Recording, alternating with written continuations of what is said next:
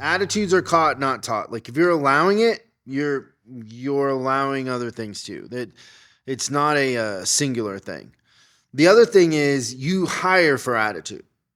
Oh, so that was going to be my little thing I was going to ask you about, right? So there's two types of situations here. There is the attitude that you inherit, or there's the attitude that you hire, right?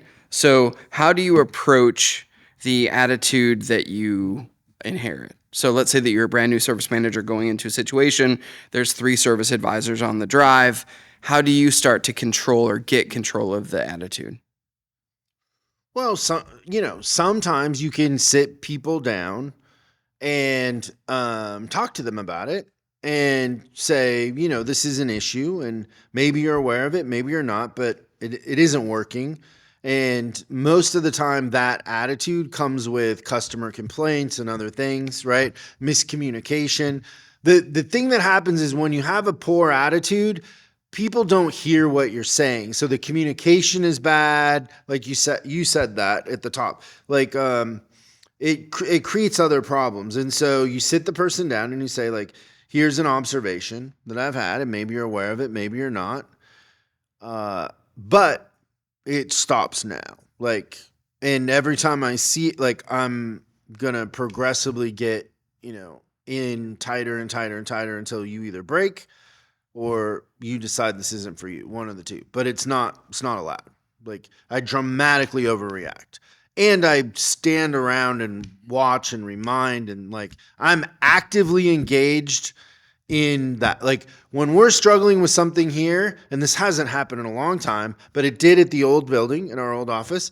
We met at 8:30 every morning and talked about it Every day. every day until it was fixed, right? That's funny. So we were all very active in the resolution. If I have somebody with a bad attitude, I'm very active in that until it breaks. Like, and by breaks is it gets better or it goes away, one of the two.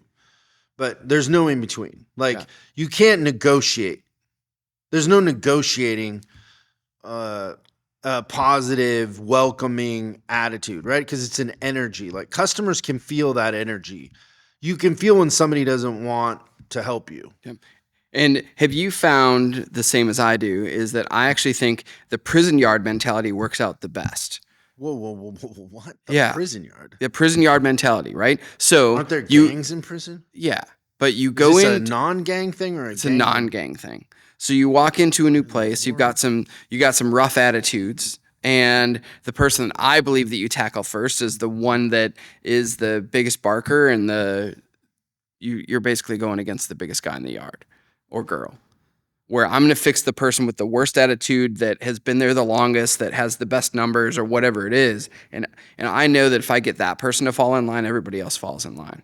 So you don't have to keep doing it over and over and over again. Usually what happens, there's some people that are like a fulcrum type affect on the rest of the team, where I want to use them to my advantage, not to do Groundhog's Day and you're having the same conversations over and over again.